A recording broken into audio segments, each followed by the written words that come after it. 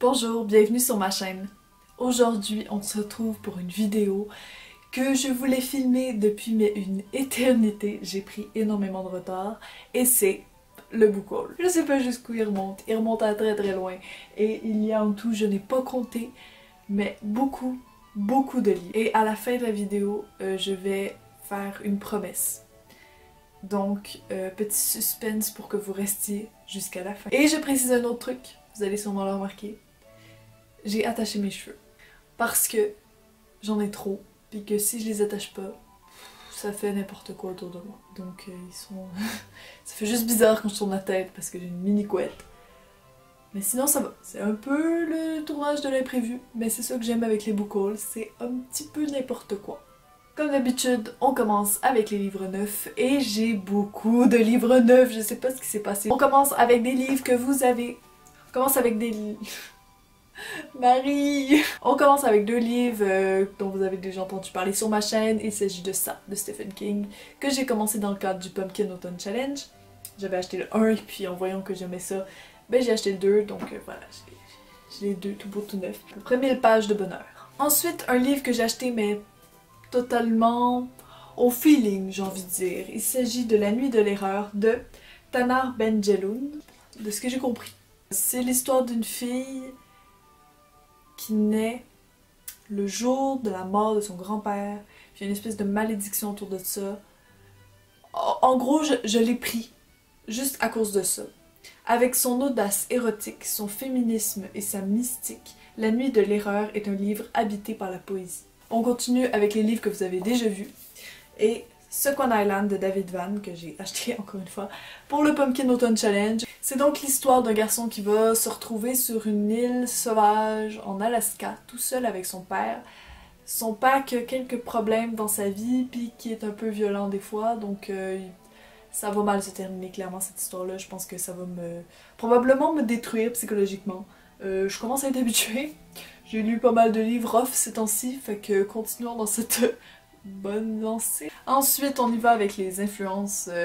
Vous allez voir, j'ai quelques livres. Seulement quelques livres qui ont été influencés par les Monjoon. D'accord, au moins 3 ou 4. Désolée, je ne suis pas originale. Et il s'agit donc de Vert et de Bleu de Michel Pastoureau, dont elle a parlé sur Instagram. Michel Pastoureau, c'est un historien. Puis dans ces livres-là, il suit l'histoire des couleurs, de l'Antiquité à aujourd'hui. C'est super intéressant, on étudie la symbolique, mais aussi toutes les significations de pourquoi est-ce qu'à cette période-là, il y avait plein de mots pour décrire telle couleur, alors qu'à telle autre, on avait quasiment pas. C'est vraiment super intéressant. Je voulais trop bleu, parce que le bleu, c'est ma couleur préférée de tous les temps, comme vous allez peut-être le voir avec derrière moi. C'est ma partie préférée. Parce que c'est tous mes livres bleus. Je les aime. Je pourrais les embrasser. Mannequin et tige de Naomi Fontaine que j'ai acheté dans le cadre du RLN 2017. Et ouais, j'ai pas fait de pâle parce que j'y vais un peu au feeling. Vu que il y a plein de livres qui me tentaient, mais une fois en librairie, j'ai lu les premières pages puis j'ai fait ouais. Puis finalement je les ai pas pris. C'est une écrivaine autochtone donc, et qui là-dedans parle d'une jeune professeure qui sort en fait tout juste de l'université, puis qui s'en va enseigner à des classes dans une réserve Innu. On suit tout simplement son expérience avec ses élèves, avec pas mal juste avec ses élèves en fait. Aussi dans le cadre de sa vie privée, qu'est-ce que ça devient tout ça. C'est super bon, je l'ai lu. C'est pour ça qu'elle est post-it. Et je vais vous en parler bientôt dans une vidéo qui va être consacrée au RLN 2017.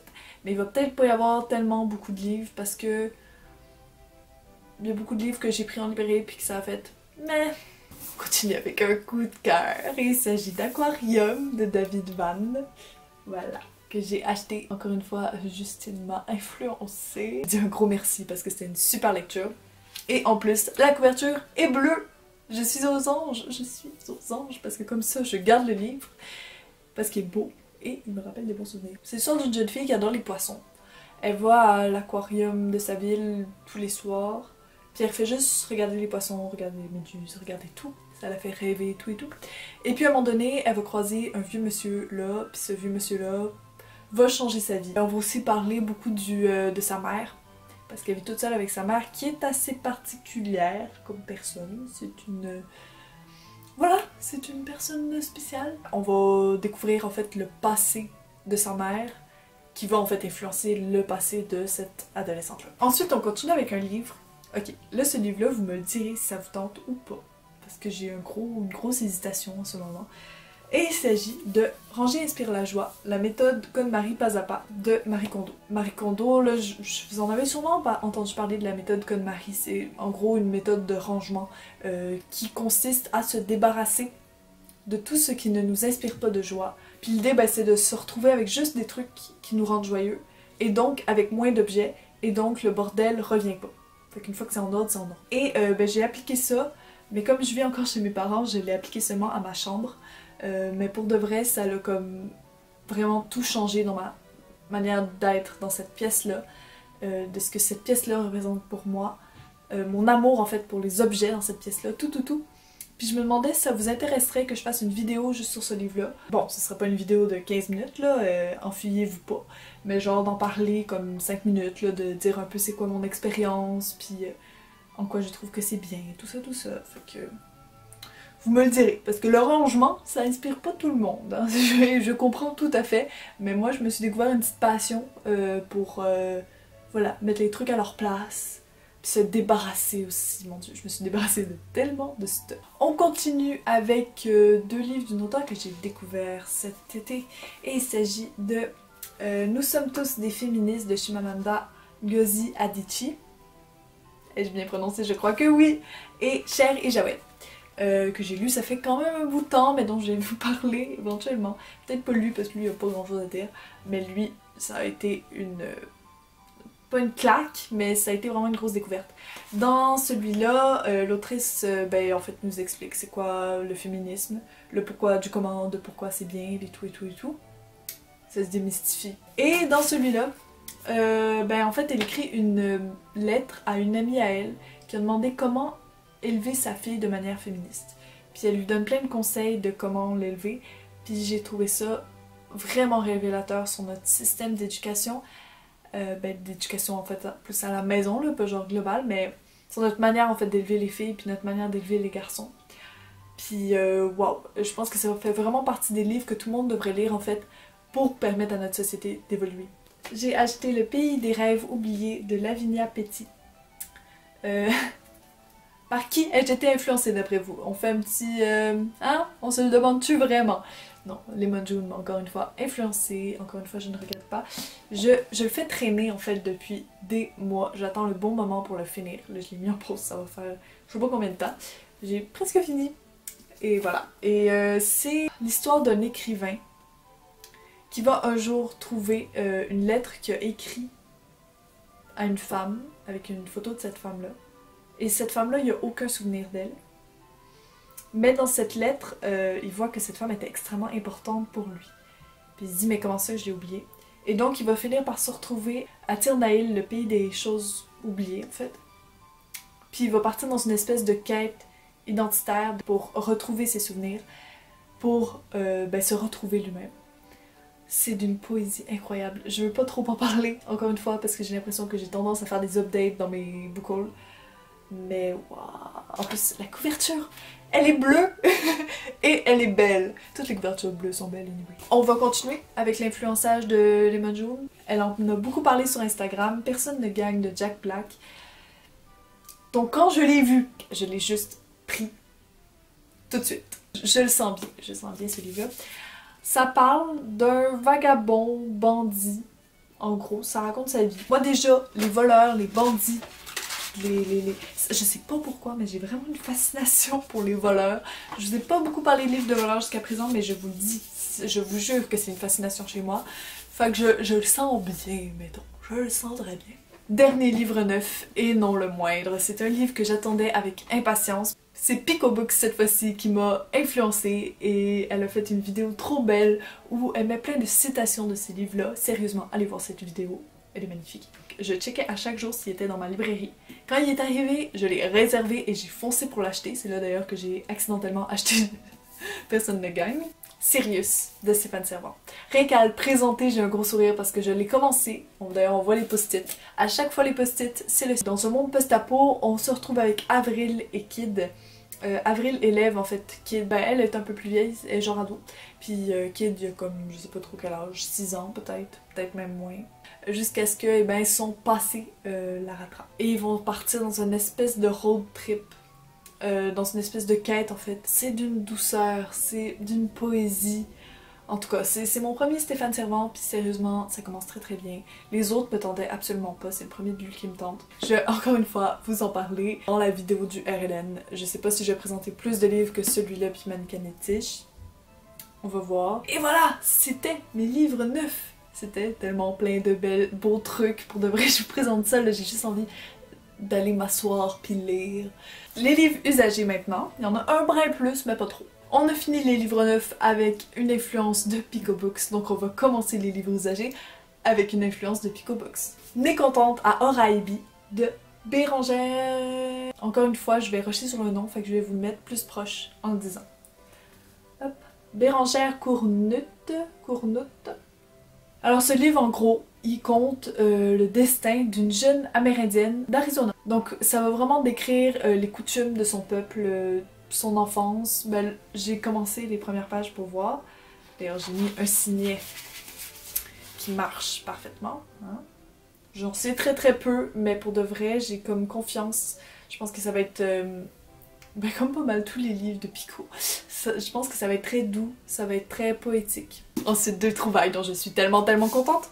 Il s'agit de 2 livres de Jack London. Donc nous avons Le Bureau des assassinats et Le Talon de fer. Je suis arrivée à la librairie, puis il y avait genre 15 livres de Jack London dans cette édition. Malheureusement, je n'ai pas pu tous les prendre. Déjà, je n'ai pas l'espace. Et puis bon, ça aurait coûté un petit peu cher quand même, 15 de même. Mais là, j'ai pris les 2 qui me tentaient le plus, un peu au hasard quand même. Quoique Le Talon de fer me tente énormément parce que je suis en train de lire une biographie de Jack London qui est d'ailleurs complètement passionnante. Et Le Talon de fer semble dénoncer pas mal de trucs, donc moi je pense que les livres qui vont me le plus intéresser avec Jack London, ça va être ceux où il parle ben, de la société dans laquelle il vit, ceux qui sont politiquement en fait... concernés. Et Le Bureau des assassinats, je ne sais pas de quoi ça parle, mais le titre était quand même bien tentant. Je pense que je vais bientôt lire quand même du Jack London parce qu'après avoir fini la biographie, ça va être très tentant. On continue avec un livre donné par une amie que je remercie. Et il s'agit d'Anne, la maison au pignon vert, qui me tentait énormément cet été, mais malheureusement, je pense que j'ai raté ma chance parce que là, l'été est complètement fini. Puis j'ai l'impression que ça se lit quand même bien l'été, fait que peut-être je lirai l'année prochaine. Bon, peut-être que cet hiver, quand ça va faire 9 mois qu'il pleut, qu'il neige, qu'il grêle en même temps, quand il va faire moins 30 pendant 4 mois, je vais peut-être avoir envie d'avoir un petit peu de soleil et de chaleur dans mon cœur, donc si ça se trouve ça va être parfait. Si vous avez vu mon dernier update, j'y parle de ma découverte, de ma rencontre avec Arsène Lupin, et ben, quand je suis passée en librairie usagée, évidemment, il y a comme une tonne d'Arsène Lupin, sérieux, j'ai juste à me servir. Là j'en ai pris 3, ceux qui avaient l'air d'avoir des titres intéressants, donc nous avons Le Bouchon de cristal, Victor de la brigade mondaine et La demoiselle aux yeux verts. J'adore ces vieilles éditions et elle marche avec ma première édition, mon premier livre que je n'ai toujours pas retrouvé. Merci maman. Ensuite j'ai pris un livre juste parce que à un moment donné, Martin Eden parle d'un auteur qu'il aime. Et cet auteur, c'est Swinburne. Pour de vrai, je sais pas comment dire son nom. Quand j'ai vu ce nom, quand j'ai vu Swinburne, j'ai pensé Martin Eden, donc je l'ai pris. Un livre qui m'intrigue énormément. Il s'agit de Les scènes disparues de Margaret Mitchell. Margaret Mitchell, donc, qui a écrit Autant n'emporte le vent. Ce roman est une bombe, juste pour vous le dire, là. Pour de vrai, lisez Autant n'emporte le vent. Ce truc est... Margaret Mitchell est supposée avoir juste écrit ça. Apparemment, ils ont retrouvé ce livre-là après sa mort, un truc comme ça. Très intriguée. Surtout que j'ai absolument aucune idée de quoi ça parle. On verra. Une autre ancienne édition que j'ai trouvée et que j'ai trouvée trop jolie, il s'agit Histoire extraordinaire d'Edgar Allan Poe. Je n'ai jamais lu d'Edgar Allan Poe. Je vais m'y mettre éventuellement. Et ben là, je me suis dit, tant qu'à faire, autant allier beau livre et belle lecture. Donc je l'ai pris. Et puis je le trouve trop mignon, il est comme tout petit, mais avec plein de trucs. Voilà. Bon, ensuite, ça c'est mon achat de bonheur quotidien. Je me suis acheté 3 pièces de théâtre de Marcel Pagnol, parce que Marcel Pagnol. Donc on a La femme du boulanger que j'ai lu, qui est correct, sans plus. Je vais pas vous en parler en vidéo sérieux parce que j'ai pas grand chose à dire dessus. Angèle, aucune idée de quoi ça parle. Et Topaz, aucune idée de quoi ça parle. Mais je les ai vus, je les ai pris. Et parce que c'est Marcel Pagnol. On continue avec une totale découverte, un total mystère. Il s'agit de Victor Hugo vient de mourir, de Judith Pérignon. Alors en gros, c'est littéralement Victor Hugo vient de mourir. Je pense que je vais vous le lire à l'arrière parce que j'ai trouvé ça super beau. La nouvelle court les rues, les pas de porte et les métiers. On entend l'autre dire qu'il est mort le poète. Vient alors cette étrange collision des mots et de la vie, qui produit du silence puis des gestes ralentis au travail. L'homme qui leur a tendu un miroir n'est plus là. Tout s'amplifie, tout s'accélère. On dirait qu'en mourant, qu'en glissant vers l'abîme, il creuse un grand trou et y aspire son temps, sa ville. Juste ça m'a convaincue. Voilà, c'était mon dernier achat pour ces derniers mois. Là, je viens de vous présenter je sais pas combien de livres. J'en ai plus de 100 dans ma palle. Faut savoir qu'au début de l'année passée, je n'avais pas de palle parce que j'empruntais mes livres uniquement, j'achetais seulement quelques-uns. Et je me suis mise, grâce à BookTube, j'ai envie de dire grâce parce que j'adore ma bibliothèque en ce moment, je la regarde et elle me rend heureuse et voilà, je l'adore. Mais j'en ai beaucoup que j'ai pas lu, puis que je suis due pour lire. Fait que ce que je vais faire, c'est que je le fais là, en vidéo, là, mon défi. 4 livres par mois. Je me limite à 4 livres par mois. Vu que je lis 5 à 6 romans par mois, ça va diminuer tranquillement. Comme ça me permet de continuer à acheter quand même parce que j'aime ça. Donc il y aura moins de book haul. Et ouais, moins de book haul, mais à la place, je vais pouvoir faire d'autres choses tout simplement. Voilà, j'espère que vous avez fait des belles acquisitions ces derniers mois, vous aussi. N'hésitez pas à me partager vos plus belles trouvailles évidemment. Et s'il y a des livres qui vous tentent ou ce que vous voulez, voilà, j'adore échanger avec vous. Et je vais vous dire à la prochaine. Bye!